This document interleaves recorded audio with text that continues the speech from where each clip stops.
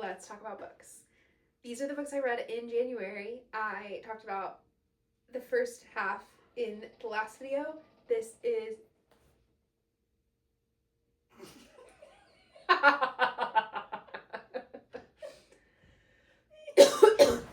so sorry. I'm splitting January into 2 videos. In half, if you will. But the second half is The Raven Scholar. The first half I covered these 9 books in a very normal period of time. So now, video 2, second half of the month. Really just the second half of the lengthened video, which is my review of The Raven Scholar. I didn't know this was going to be 2, so if this transition is weird, that's why. But here's my review. Cole, please stop watching. Truly. This, I know you won't, but I told you to. And that's all I can do, guys. This book is called The Raven Scholar by Antonia Hodgson.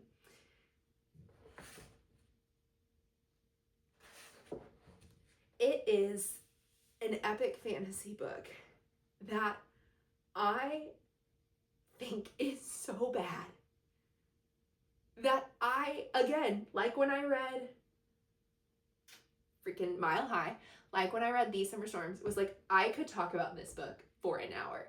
I could do a Word doc and put it on the screen if I cared to edit or knew how, and then print the sentences and then circle things on it about how to oh my gosh. Okay. Let me get settled.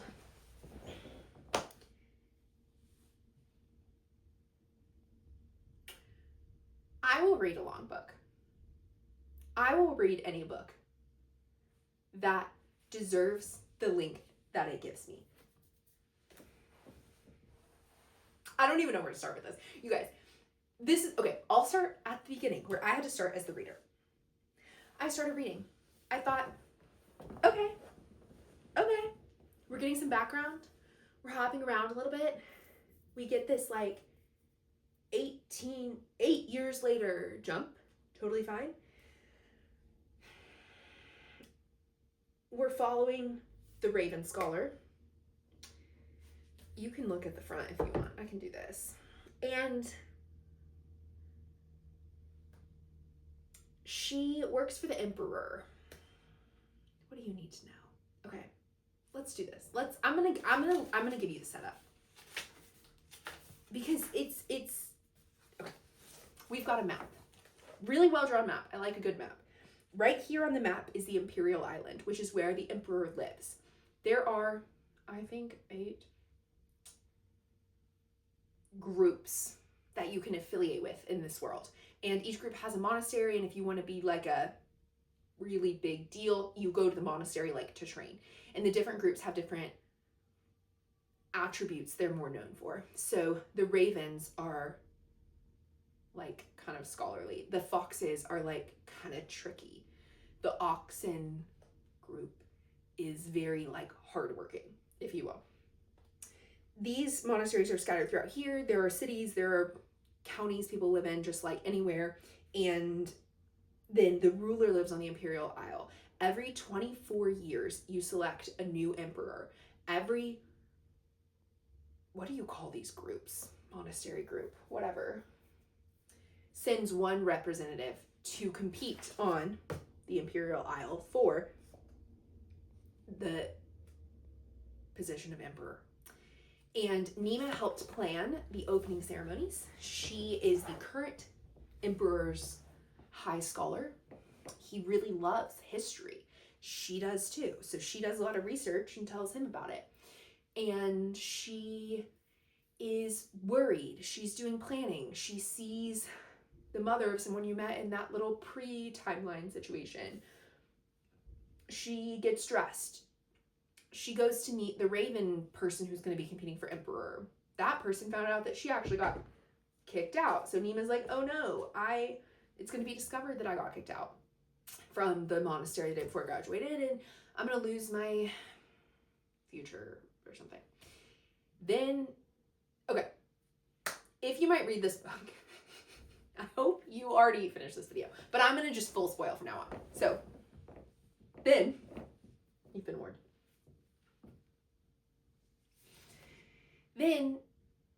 goes to the party. She sees Kane, who she kind of had a thing with in the pre-timeline when you got to see them be together. He's the Fox competitor. That's the word.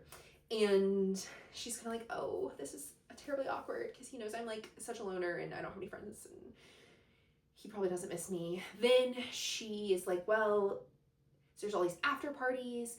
There's drama. Guys, I'm like, we're at page like 120 right now. Then she goes back to her rooms. She accidentally gets drugged. She runs around. She runs into Kane.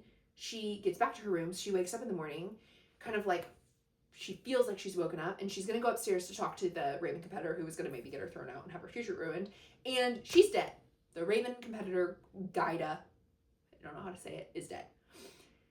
And then she is like, man, this looks bad because I had a big reason I wanted to kill her. She reports it to the Emperor. The Emperor's like, okay, I want you to solve this with Kane, the Fox competitor who she used to have a thing with. And they're like, okay. And then he's like, also, you're the new Raven competitor. Please compete for the role of Emperor starting in an hour. And I thought, oh, that's what this book is going to do. This is a book about selecting the Emperor of this land. And it took the author 166 pages to tell me that. And at that point, I lost all faith. Like, I felt like I was maybe going to vibe. Until I realized how the stakes were not established well. The pace was so off. And I was like, this is not gonna work. And it didn't. I kept reading. I kept reading until page 223. And I had been right, like 60 more pages of reading every single word that the author did not carefully choose and cull over every single word. And so then I started skimming. And I skimmed all the way to the end. Hate skimmed. And guys, like, I said this in the back. Okay. I'm just going to read this or else I'm going to be... Oh. I wanted to love it. I love... I couldn't figure out. I mean, the whole time I was doing this, I was making notes about things that were just so messy, that were so bothersome because the pacing wasn't the only thing that was not great.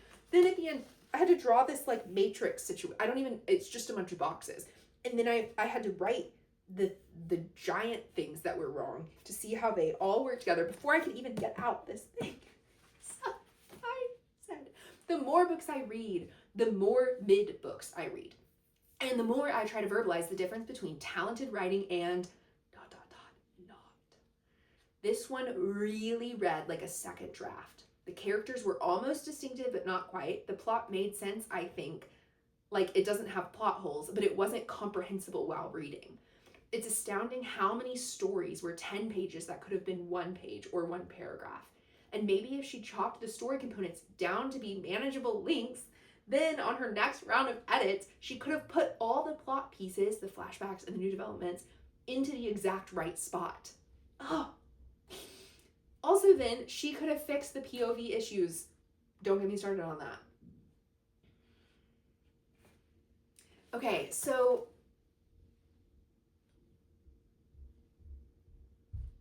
there are... I mean, the length is one thing we can talk about, right? Very few books deserve this many pages, and this is not one of them. There would be an old myth that Nima, the main character, would need to learn. And it would be like 11 pages. And if this were, I almost did a whole thing on this because there are myths that you have to learn about in Deadly Education that are summarized in 1 paragraph. Because this book respects the economy of language.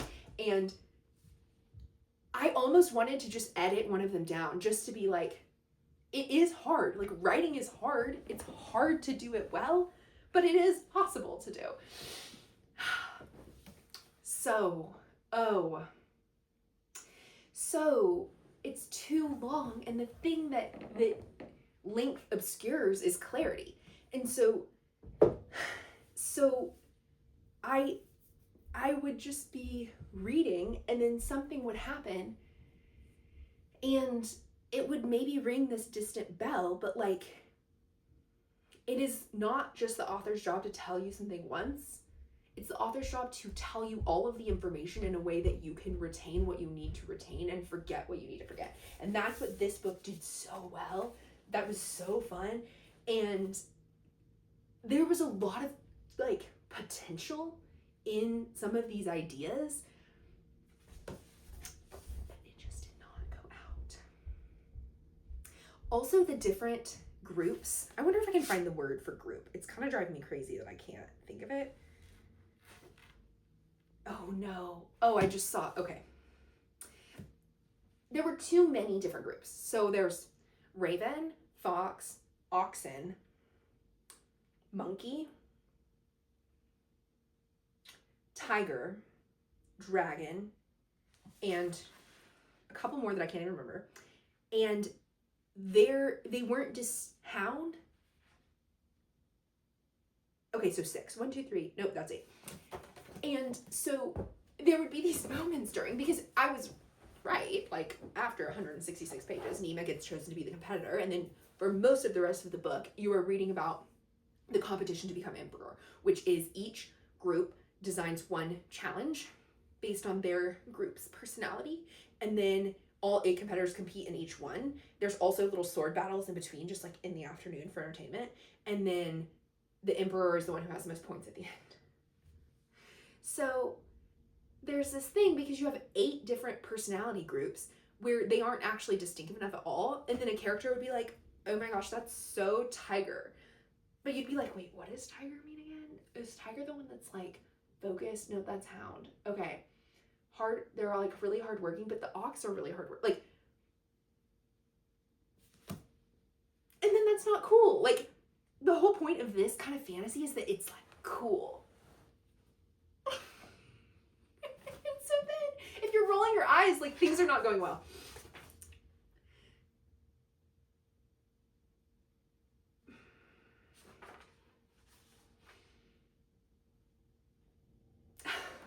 Okay, focus. I'm going to my idea chunking. The center one says too long. It took too long to get Nema into the trials. That's true. The party is 3 chapters long. It doesn't need, no. Okay, we got that. Crucial plot points were fuzzy.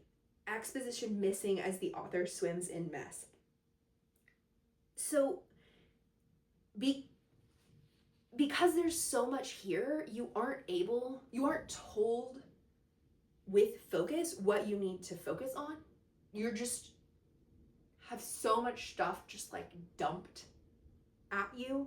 And so there's really crucial moments in the plot that you aren't able to absorb and that get confusing. So there's this moment where, of the 7 or 8 competitors, the bear warrior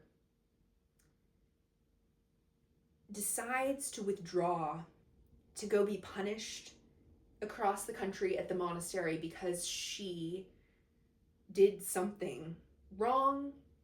And even when it was happening, I was like, which parts of, because this is a book about a competition for emperor, but it's also a murder mystery about who killed this girl at the beginning, and was it one of the competitors, and how will that play into like the geopolitics of this emperor who's going to be going back to his homeland. And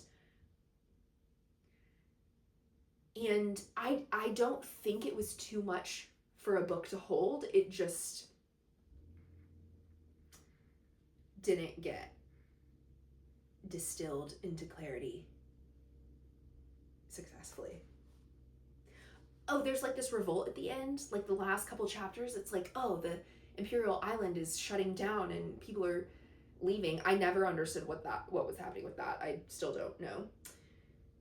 100-page gaps where you don't hear about something often enough to remember.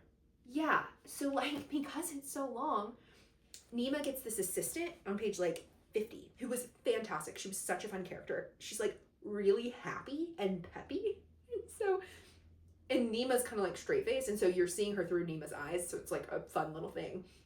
And Benna is her name, has white ribbons because she's not affiliated, which means she didn't pick one of the groups to affiliate with. Then you spend 40 years of your life reading. And then on this page, or whenever, you switch to Bena's perspective, which is a whole nother problem. She has a dream. Then you switch out of Bena's perspective. Nima's having her sword fight. Things are not going well. Bena runs up and like tries to help once she gets hurt or something, which is like an assistant thing to do. And she's like, look, my ribbons are red. Let me help. And gets her to a tent or something. And it took me forever to be like, my ribbons are red. My ribbons are red. What does that mean? And when someone's unaffiliated, the ribbons are white. And she had a dream about the bear. And so she affiliated to the bear and received this magical comfortingness that she was able to offer to Nima. I don't even know. But like, if your reader is forgetting things, you didn't remind them often enough, or you didn't put them into the right place, or you have too much going on. There's this also like this dragon competitor from the dragon group who's like not a real competitor because like dragons would never go for emperor, but he like has to be there to defect or to like bow out basically. And he disappears for like 200 pages, and then it cuts to him meeting this like important character of one of 45, and I was like, hi. Okay, speed up. Speed up. Oh.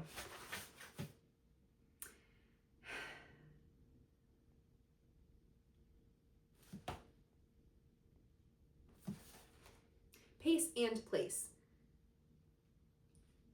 So Bena, that character I just told you about, actually is like incredibly crucial to the plot, which you wouldn't know at the beginning, which is totally fine. Like that could be a cool thing to do. But the catch up of like, let me tell you her backstory is completely in the wrong spot. And you don't realize how hard it is to fiction well until like you're reading that and you're like, hang on, I'm having to like hold this other thing in my head about how many points this person has. That was another thing. Like one of the most important things is who's going to become emperor, and you never get like a points update. Like it would be so easy after every trial to be like, oh no, Kane's in the lead again, or like here are straight up the numbers of who's winning. No, which is weird. And there's this,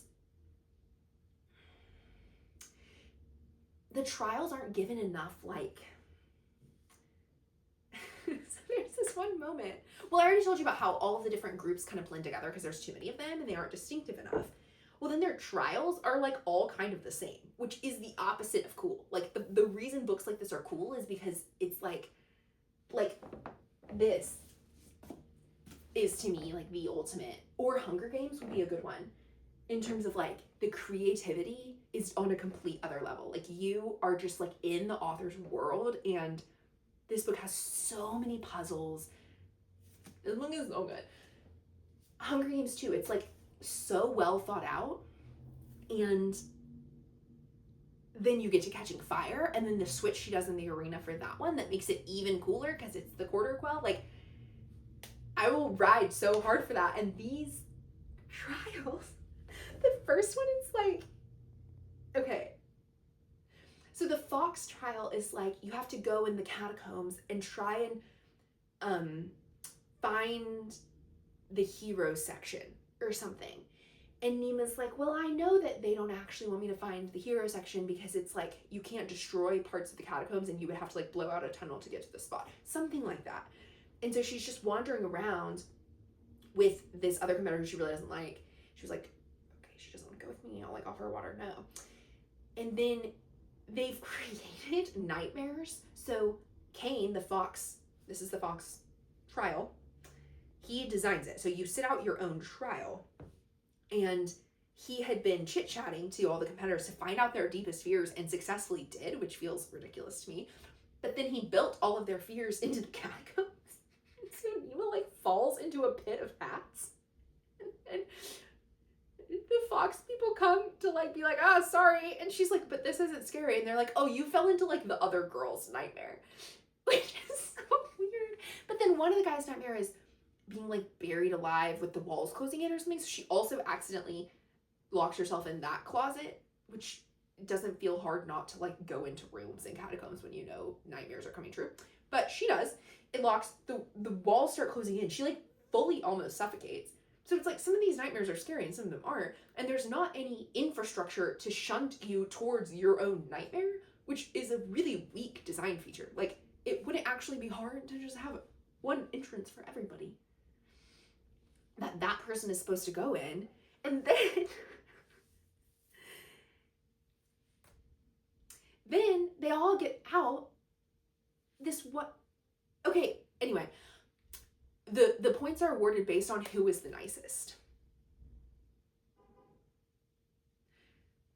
Like, and they're like, well, it's very Fox to like, it's actually not very Fox to be nice. I don't really know why it was that way. And so it's like, oh, whoa, didn't see that coming. It's silly. And then the ox trial happens, and it's like these wagons full of heavy bags, because ox are like sort of the manual labor of the group. And it's like the main ox person is like, make yourselves useful. And then he like goes and sits over. And so the big, strong competitors like can't pull a wagon by themselves, so they start to just carry the bags like to the barn. This is like you can tell that's what you're supposed to do. And then Nima's like, sounds tricky. Make yourself helpful. It wouldn't be helpful for me to carry bags because I'm not that strong. And she goes in the office and like does paperwork for 2 hours, and she wins because she was like the most helpful. And it's like, some of the trials have to be straightforward in order for others of the trials to like twist and be like super cute and cool and like didn't see that coming, because you can only surprise someone a discreetly small number of times. Like, you can't have every trial be a twist, or else you're just looking for the twist. And again, if you're gonna write a fantasy book with trials, they have to be cool. Like, no one's telling you have to write a fantasy book with trials, but if you're gonna do it, you have to do it. And you have to learn to eliminate what obfuscates things. That's funny how that word sounds like what it means.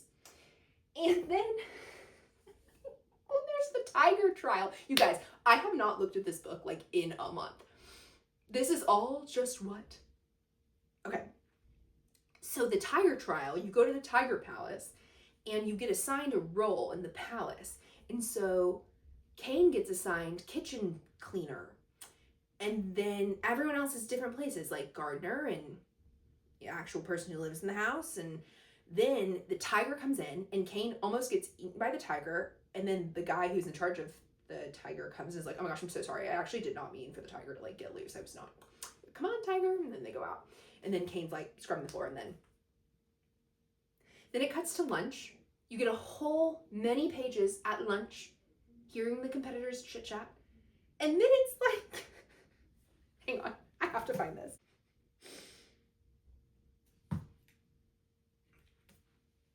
Guys.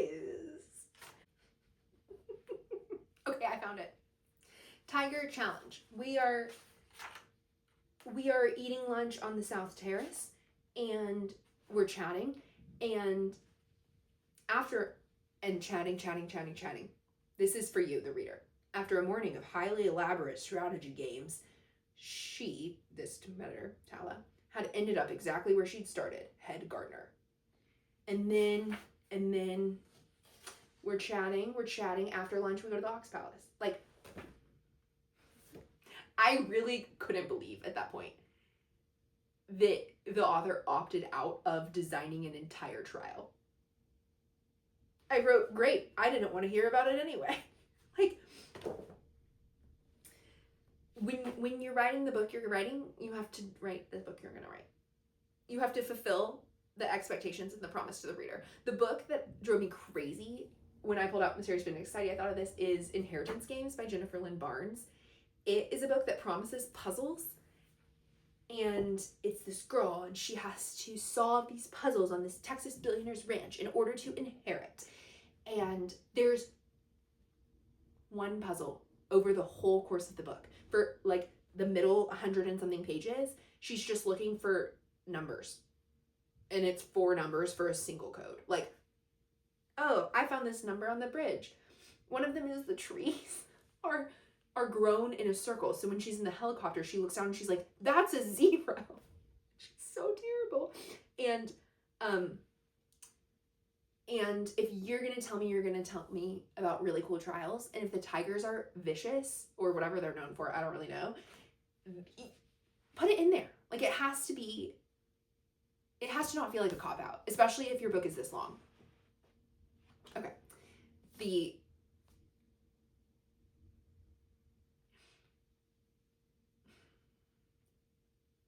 other issue was the point of view. We talked with this one about how it can be hard to balance multiple points of view, but it can be done. Another book that I just read that did that so well was Olive Kitteridge. It is a skill, and this book... Okay, what do I say?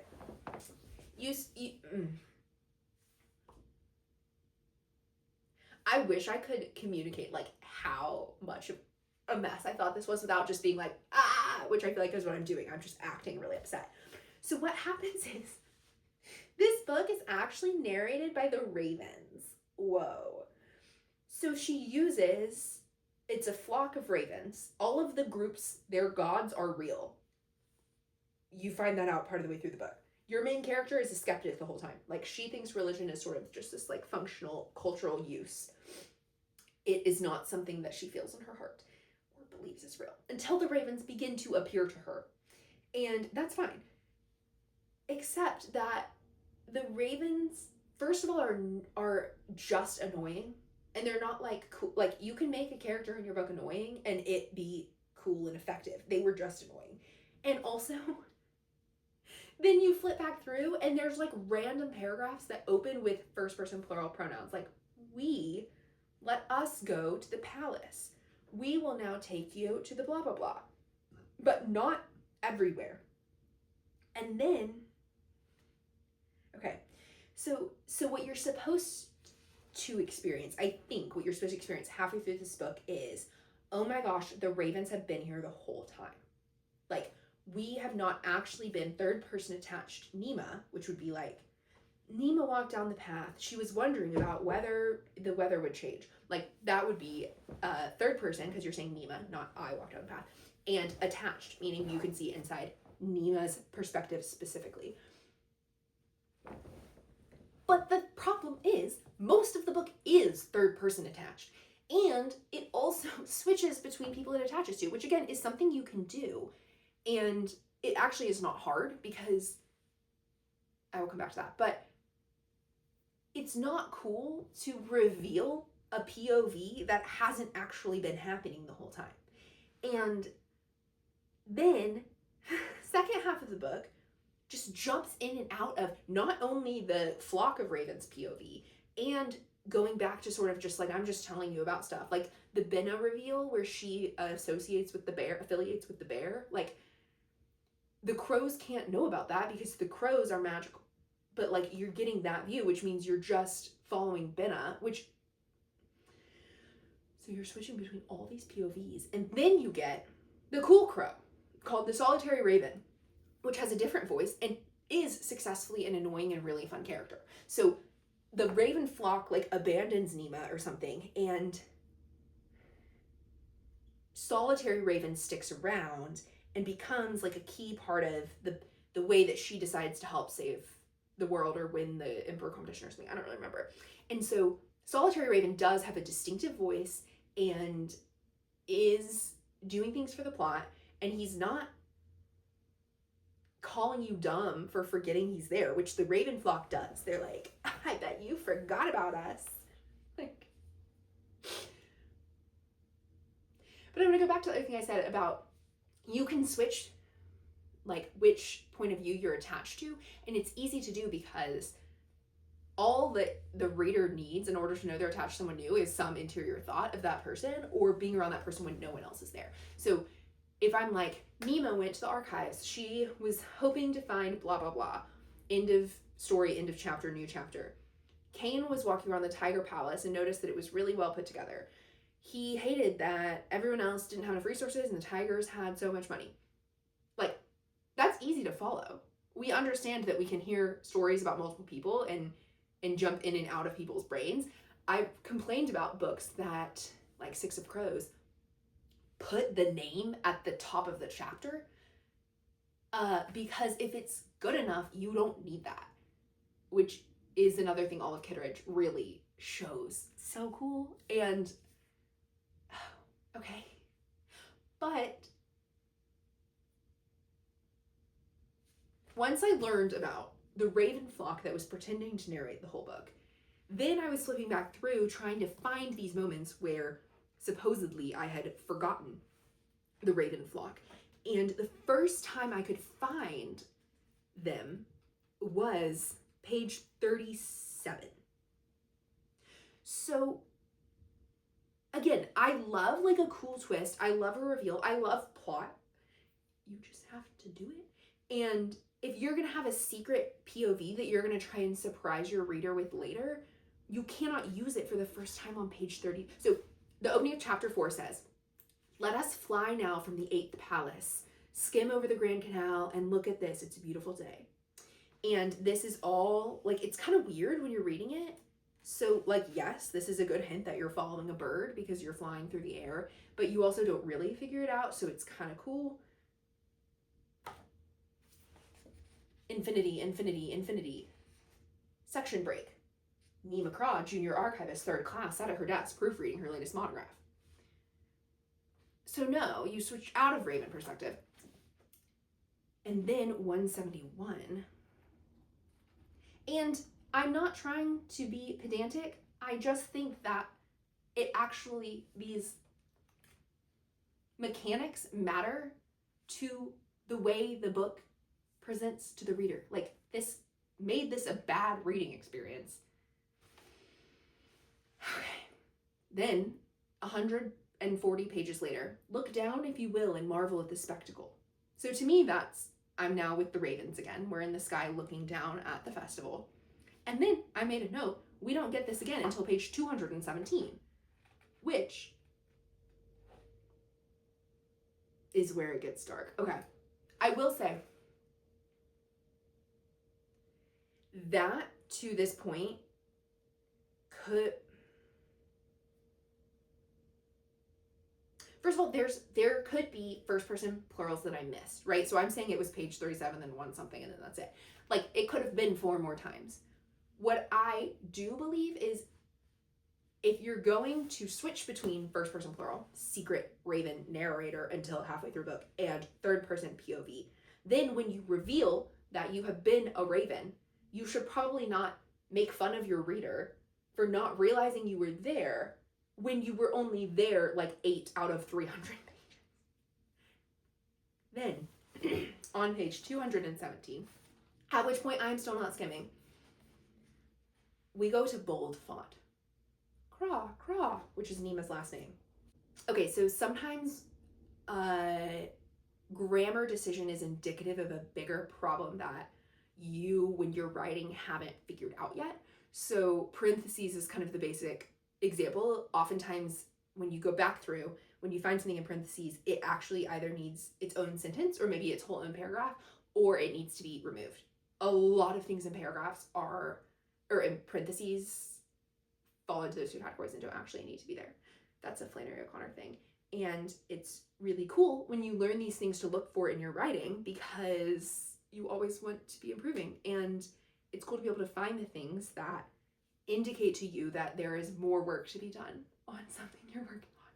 So one thing I learned that I really resisted as a freshman and then totally believed from there on after is that you can't have exclamation points. Like, in serious writing, not fiction necessarily, but just like, you know, as you're writing essays in college and stuff, and exclamation points are not what we're doing. And I thought that's because none of you are fun.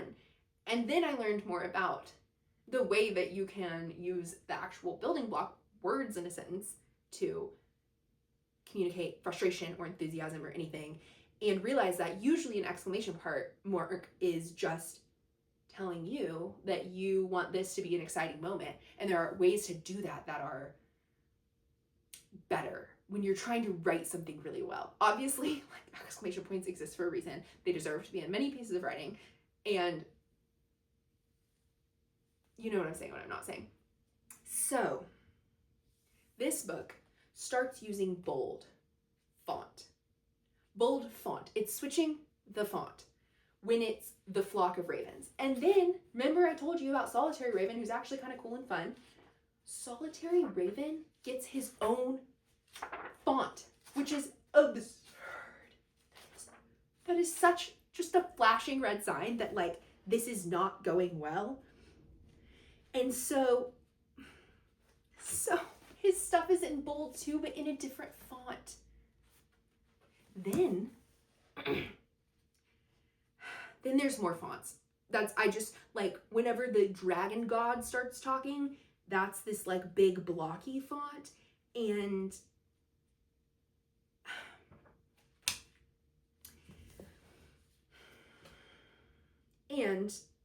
if you're reading this back after you have written what I have called a second draft, that is great. I do not think that it's, there are some things you have to write in order to figure out what you were trying to do, in order to then go back and just do the thing you were trying to do. And that's something that I don't remember who I was talking to this about, but, like, when I was a writing tutor, it's something I would say to students a lot. Like, you needed to write these 2 sentences to get you to this sentence. Like, to pull the thought out of your brain, this is what had to happen. Like, that's what a draft is. And then to edit it is to go back and say, not what did I need in order to write this, but what is actually saying what I want to say? What does the reader need? And what do they not need? And so if you're going to have crow flock, solitary raven, dragon god voice, Nema individual POVs switching around, like, you will have to write a draft that looks like that. You can use different fonts if that helps. But don't publish it like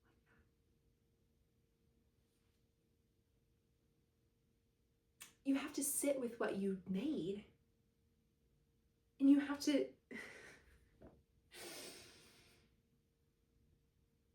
choose also. You have to realize when you're doing too many things at once. And you can have ravens be characters in this book.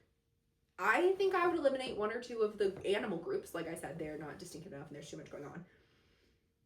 Again, you don't have to. You could just make them more distinctive. But also you could Hunger Games it. Like, there's 12 districts in the Hunger Games, but when you're reading it, you only have to know who, like, Rue and District 12 and District 1 and 2 are careers, and then, like, so many of the other districts you don't pay attention to because the author is telling you you don't have to. Like, that works too. That is not something we were invited to do.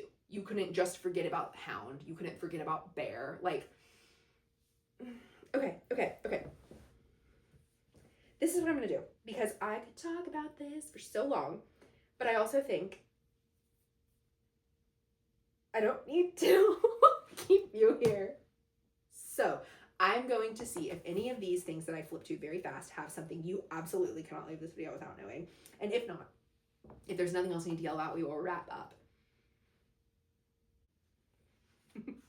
This one has double arrows on it. Arrow down, arrow up, no, 18-page catch-up. Oh.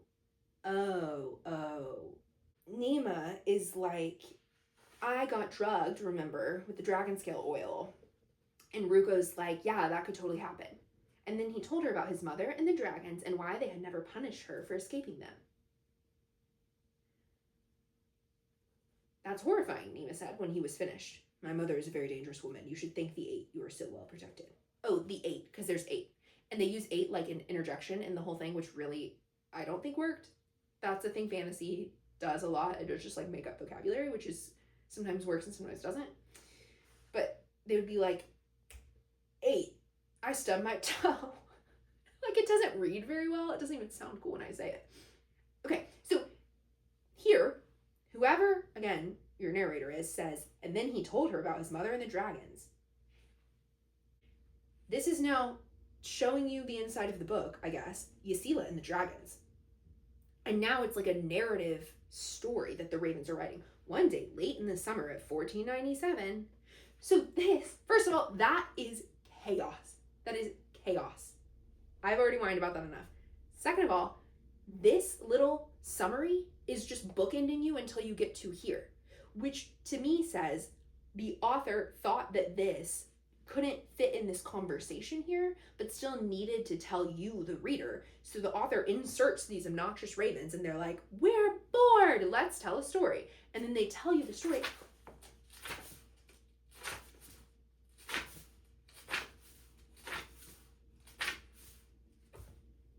Nope, still going. So ends the story of Ysila and the Dragons. That is a really long thing to put in the wrong place.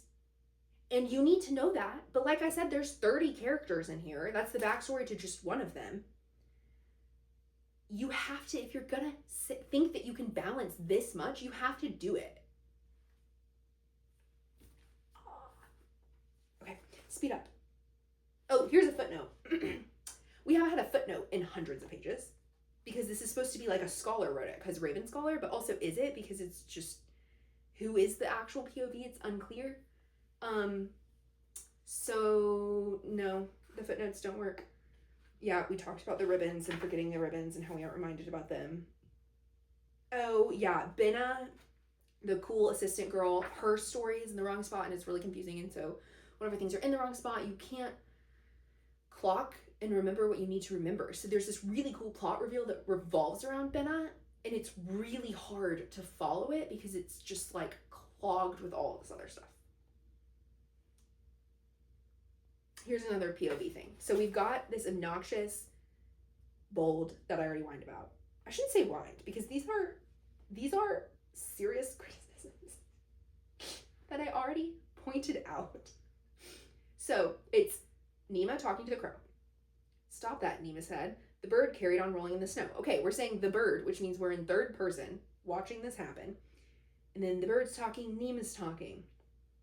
Nima did as she was asked. She didn't feel a stabbing in the middle of her forehead. The raven had been shadowing her all along, she realized, sleeping and waking. She had willfully ignored us for months, but she could feel our absence now we had abandoned her.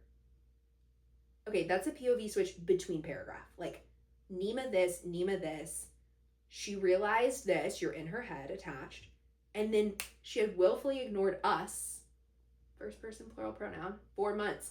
Oh, ladies. Okay. So that doesn't work. Oh, here's the dragon font, maybe? And then it's so weird because you realize in this moment when the dragons have their special font that they're like, Raven, you have to fix this. And the Raven's like, okay. Why did the dragon only ask one guardian to try and save the world? Like, there you have 8 of you for a reason. So then it's like, kind of, I don't feel great about that. Oh, here's the POV being annoying again. Everything about the Tiger Palace had been designed to annoy Cain personally. He was absolutely convinced of it. These people are the worst, is what Cain's thinking. It's just a sentence, but it doesn't say that. We did not say that. We would never be so rude or prejudiced or factually incorrect. That was Cain, muttering under his breath. Glossy, arrogant, terrible people, he muttered. And we heard him because, yes, greetings. Look up, and there we are, tucked up high on the kitchen beam, watching him scrub the terracotta floor on his hands and knees. It is quite funny. He is furious. We are enjoying ourselves. Okay, first of all, you can hear the distinctive voice there. Like, you could do something cool with this voice you have developed. Second of all, again, a single between paragraph POV switch. Okay, we're gonna be done. I can't keep doing this. What? Oh yeah, we already talked about that. Okay, I think there's like 2 more things I want to talk about. One of them is this one, which said, good, surprising, which is a cool plot thing. It switches to following the Emperor. He's going to visit the prison, and you don't expect that. And the person he finds in the prison you don't expect. And the plot twist that happens there is super shocking. So that was good. On page 510. Okay, the next thing I was thinking about is the main character in this is Nima Craw, and she is a black main character, which you are told at the beginning, and then never again. And so I was just kind of exploring this because I think a couple of different things. The first thing is,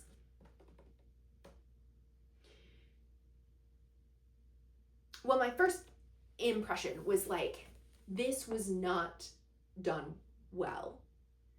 And I think there's an impulse among white authors to write POC or people of color. Sorry, I know I've been saying POV, so I'll just spell that out. To write characters who are people of color because you know, like, from learning about the world that, like, you know, white people get a lot of screen time, or it's important to have diversity of viewpoints and opinion, like, true. And Zadie Smith actually talks about, one time she got asked, like, can a white person write like a black character? And she's like, yes, you can do your homework, and you can, if you write it well, then you wrote it well, and that's that. Like, this isn't, there aren't rules about this. The idea, though, that she's getting at is, like, if you're gonna do it, you have to do it, which I keep saying, but basically do your homework and do it well. And that is what it is to write fiction. And a lot of people have written and thought about this problem, which is like, can you write from perspectives that you don't inhabit? And to what degree can you be successful at that? And really, the answer is just like, it depends. Like, it always, every single individual piece of text or work or whatever is successful or fails to whatever degree that it was executed. And so with this one specifically, I was thinking about it. And I think that there is definitely the possibility that I, as a white reader, imagine the main characters to be white like me. I also, well, let's keep about that for a second. So I wanted to be aware of that bias as I'm reading. I think there's a possibility that white authors write black characters, but they just say that they're black one time and then feel like they've done the thing. But that's tricky because it gets you into this idea of like essentialism, like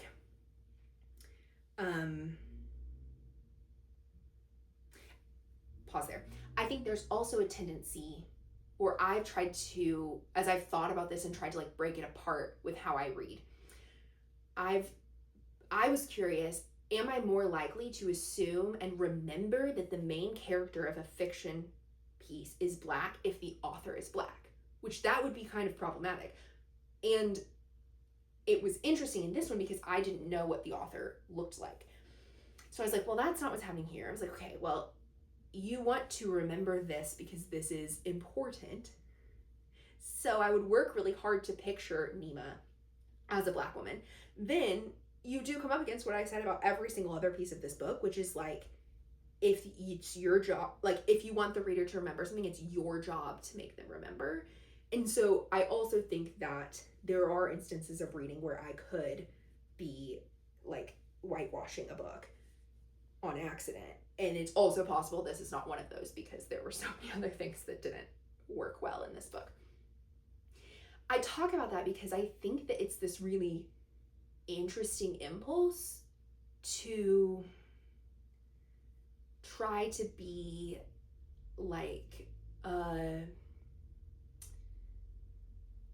anti-racist white person, to be like, I'm going to platform or really shine the light on a black character. But I think that if you don't do it well, it's not worth the attempt. I think you have to pull it off. And then I start to ask myself, like, well, what did you want? Like, is it, what is the thing, like,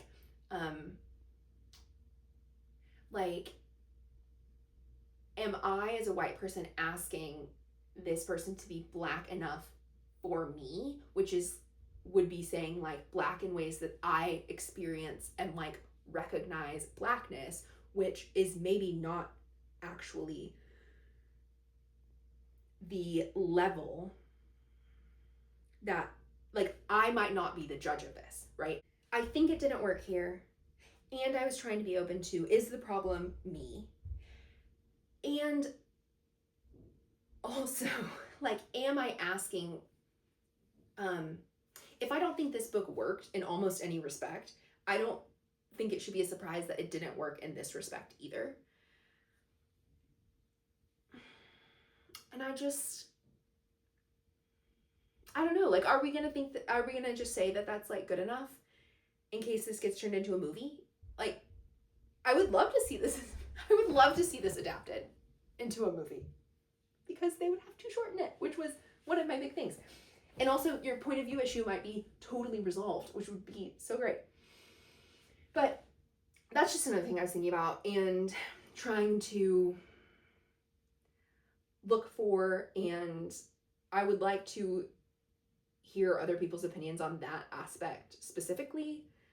And I think there were moments where details about Nema could have been built in and added, and it could have been richer than it was.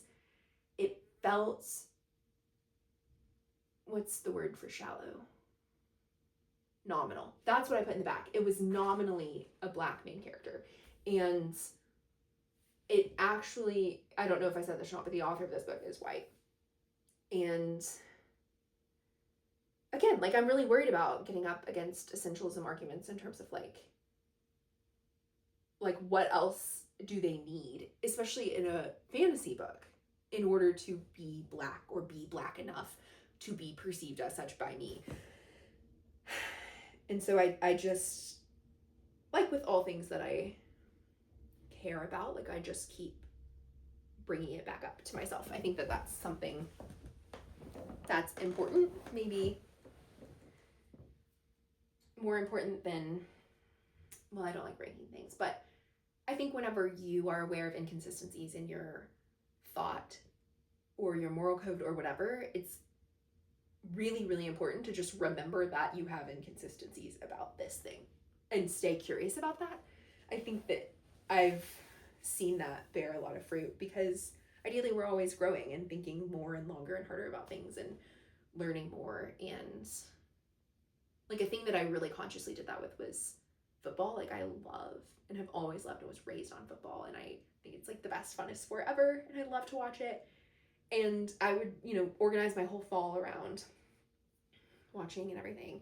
And at the same time was very conscious of the head trauma, the CTE, the domestic violence rates, the presence of gambling that then leads to domestic violence in fans.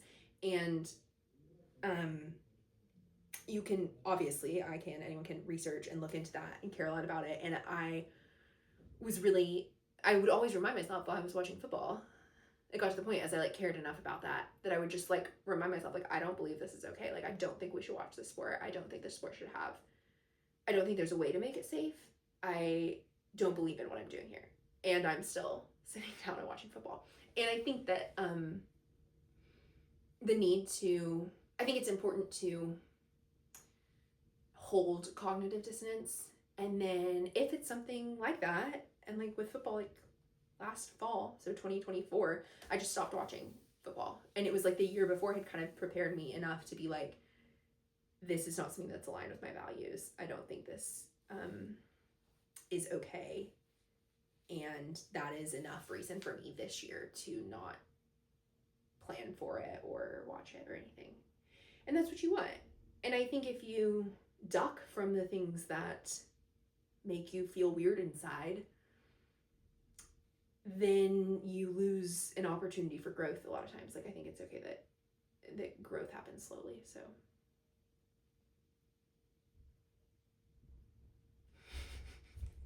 this book drove me crazy. Don't read it. Don't bother. I have another epic fantasy right over there that is going to be coming down the pipeline in March, because I want to find one that I love and believe in, that's long and involved and full of world building. So stay tuned. Guys, the best books this month were the Unselected Journals of Emma M. Lyon, Volume 3. And the listeners, I also really enjoyed Nobody's Girl, Writing Hard Stories, and Eligible by Curtis Sittenfeld. And many of the others were also totally great, fine, whatever. You'll know if you want to read them based on what I said. Oh, guys, the Raven Scholar would be so fun to play around with shortening. Like, that is a really rich mess. I feel like a retired professional organizer who's like, should I do one more job? Should I just take this one more? Like, I'm not going to, but I really, really could have a lot of fun word by word shrinking that down. And I should say one more time, I think I've said this before, but like, my affect when editing, like when actually editing someone's work, is very different from my affect when I'm criticizing a book that has been published. I think that's important to say, because I think that editing is this very precious relationship, and it's special to get to work on people's words with them, and I do not use that attitude when I'm critiquing a book, which is fine because the person has declared it finished by virtue of publishing it, and thus opens themselves up to my critique. So, how was January? Happy 2020s?